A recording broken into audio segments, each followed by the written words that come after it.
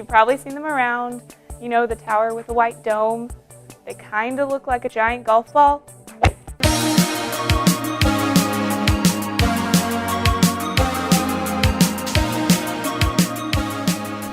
Want to see how the government creates hurricanes? Yes, it's true, but you won't hear Dane Wigington talking about it. He's expressing concerns about the geoengineering and solar radiation management program in place for some time for the purpose of cooling the planet. But I don't think that's going on at all. Does Dane not see the push behind the climate change agenda that hasn't slowed one bit this past decade? Do yourself a favor, and while you're keeping one eye on Dane Wigington, apply your full attention to Clifford Carnicom and his research, as well as Michael Murphy and what he has to say. I have personal experience working with Clifford and can attest to his utter and astonishing commitment to professionalism and honesty. Clifford isn't likely to tell you exactly what's going on because he likely doesn't know with any certainty or enough certainty to tell you. I followed and observed Michael Murphy and find him highly credible and worthy of respect as well.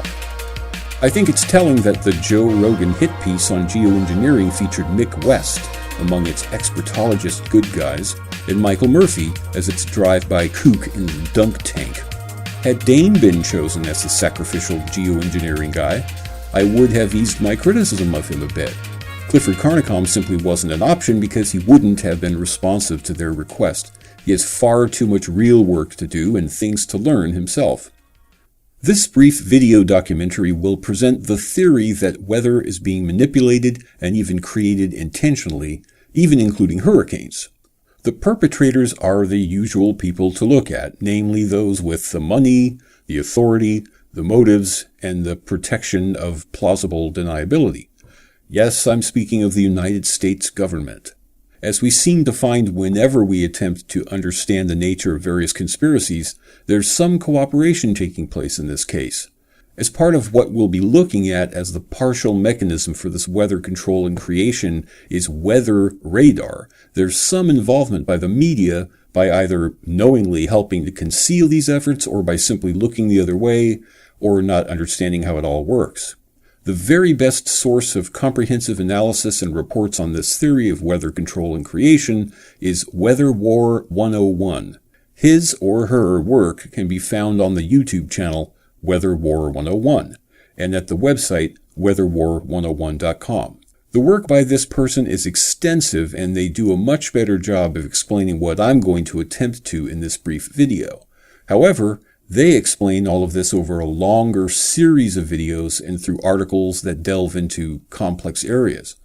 Overall, I hope that my efforts by producing this video will help to draw attention to the issue and cause people to quickly migrate to Weather War 101 for more in-depth information. But we're a fickle and impatient society. Eventually, somebody's going to have to spell this out in a 30-second soundbite, and that person isn't going to be me. One goal I had in addition to explaining this theory was to attempt to use evidence that was current or very recent. So I chose to analyze the recent hurricane, Hurricane Joaquin. Plus, I figured it might get more interest to show how this manufactured weather isn't only mild influence or used to create storm fronts. In this case, a full-on hurricane was created, and I believe it was done intentionally.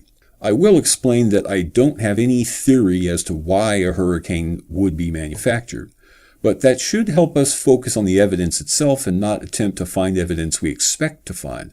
And I'm sure many viewers or others could or have already determined a motive. Before I lose everyone's interest, let's go now to the satellite footage of the recent hurricane and begin to examine some anomalies. I personally retrieved the individual image files from the period starting on September 23rd and ending on October 3rd. So what we're seeing here is obviously a time-lapse series that condenses 11 days into about 18 seconds at 30 frames per second. The hurricane doesn't really become obvious until about the 11-second mark and forms just north of the Bahamas, northeast of Cuba. It turns out that we're going to take a closer look at Cuba during this analysis. But before we do that, I want to divert your attention to something that will be helpful in understanding how weather is controlled or created. I'm going to show you two very short clips of footage taken at two different power plants. One is a coal-fired power generator plant, and the other, I believe, is a nuclear power plant. Whether the power plant runs on burning coal, natural gas, or the heat produced by nuclear energy, all plants of these kinds must ventilate exhaust gases at times. Solar energy plants also must do this. I don't want to oversimplify the process, but one easy way to picture how a power plant produces energy, in the case of nuclear power, for example, is to first understand that some kind of force must be produced to rotate a turbine. The rotation of the turbine acts as the generator and produces the desired electricity. How a nuclear power plant does this is by using the heat produced by the nuclear processes to heat water into steam. The force of the steam is then used to rotate the turbine. In all cases, steam remaining after being used as efficiently as possible must be vented. In the cases where pollutants are found in the overall exhaust, scrubbers and other means are used to bring the exhaust into compliance with various regulations. The frequency of what they sometimes call steam blowing varies, but often must be done every day. If you live in a large enough city to have a power plant, it's likely to be in a very industrialized area at the outskirts of the city or beyond the city limits.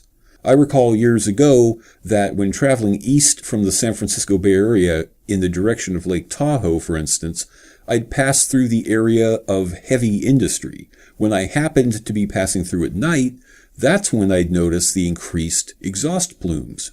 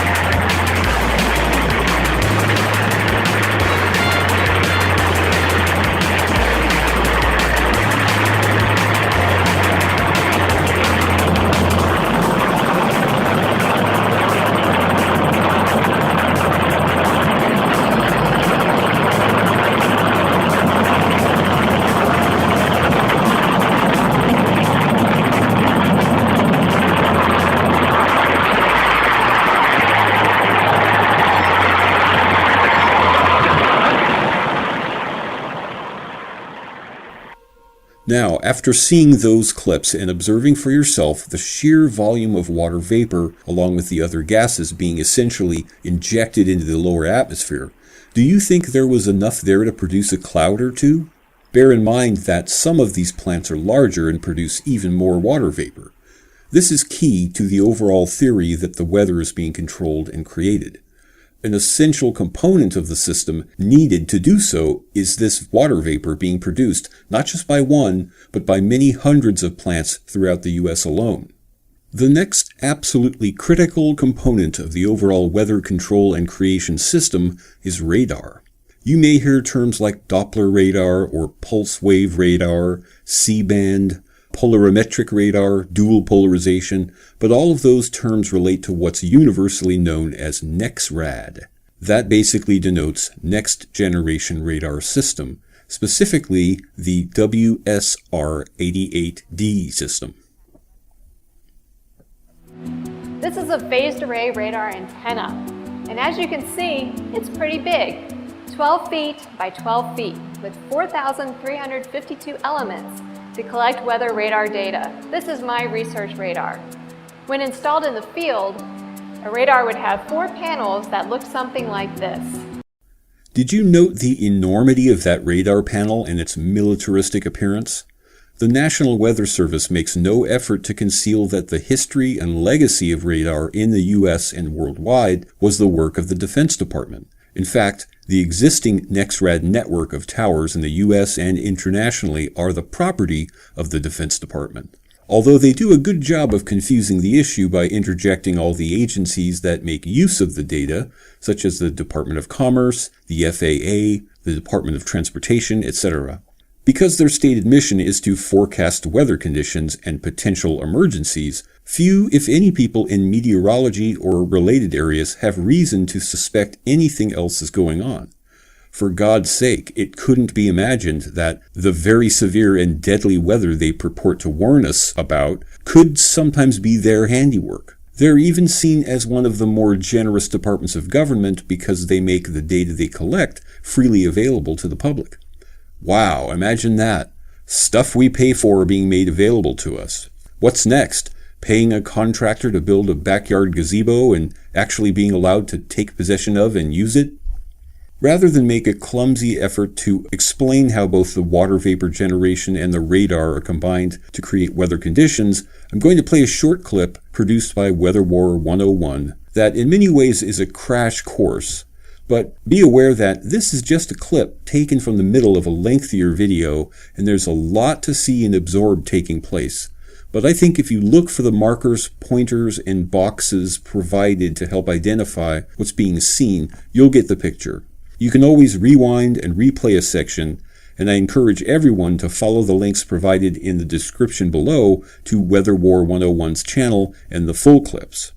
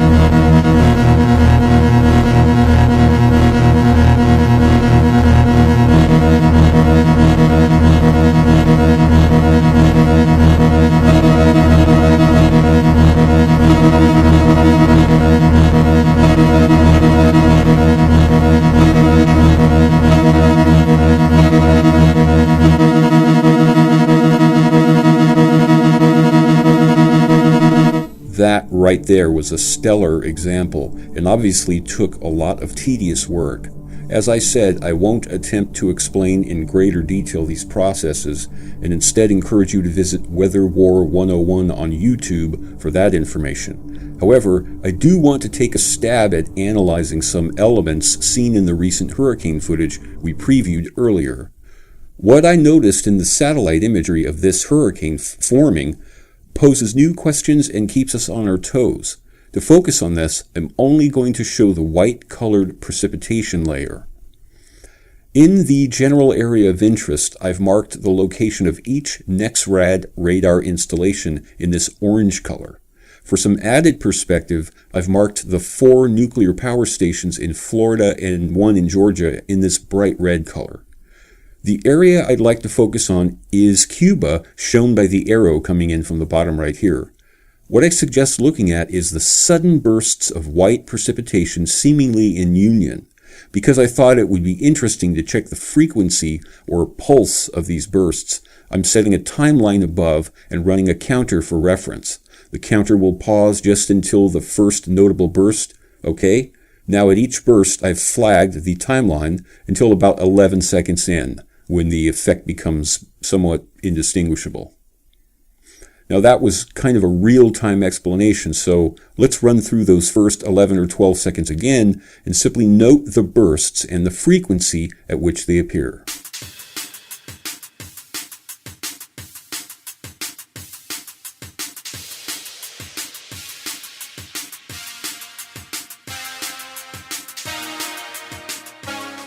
Okay, so in my opinion, there's a distinct and pronounced group of points in Cuba where water vapor is emanating.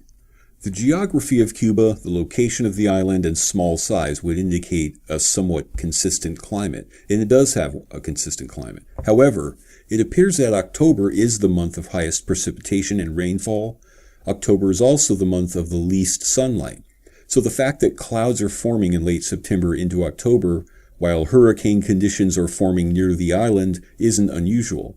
But the pulsing frequency of the vapor bursts seemed possibly deliberate and didn't match closely enough to the daytime-nighttime cycle. But the most unusual aspect when considering Cuba and water vapor generation is that Cuba has no nuclear reactor power plants and no large fuel or gas-powered plants.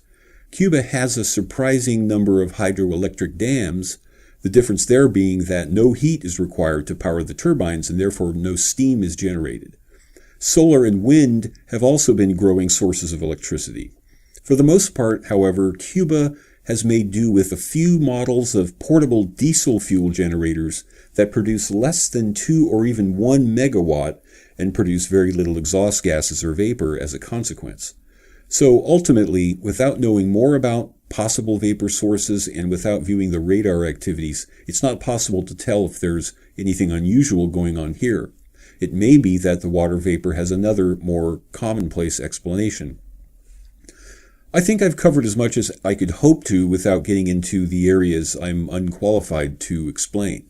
Weather War 101 and others can provide more fascinating information about this apparent conspiracy. There's a lot I've left to be explained and other aspects to consider, such as motive, related sciences, repercussions, and how this all may relate to both the climate change agenda and the controversial aerosol spraying or chemtrails phenomenon. It's very possible that I will produce either a video or podcast on topics like these as a follow-up to this video. Initially, I thought I'd conclude this by giving my opinion on the greater implications of forces in our world controlling and creating weather. But considering how much this seems like a continuation or extension of other disputed conspiracies, people who tend to consider these alternative views can surely figure out for themselves where to file this information. I'd estimate that the control and creation of weather, if it is in fact taking place, didn't begin recently and doesn't target or pose a risk to any single part of life. Either the damage has been done or the really bad effects are still to come. But the sense I have is that the impact on our reality has been widespread but subtle. As I've briefly mentioned at times in the past, my concerns have always been more about bioengineering than geoengineering. I'm very interested to learn where these two fields meet and how what I've discussed in this video might coincide with bioengineering. I've had a project folder for a few years on a topic within this area. In fact, so it's likely that I'll produce something once I can complete the project. What I recommend people do in response to this conspiracy, if they come to any strong conclusion supporting these actions are taking place, is not very different than what I suggest in many other serious matters. Step back and get the most realistic picture of where we stand and where the power players stand. Authority and the secrecy it affords the U.S. government is antisocial, to put it mildly.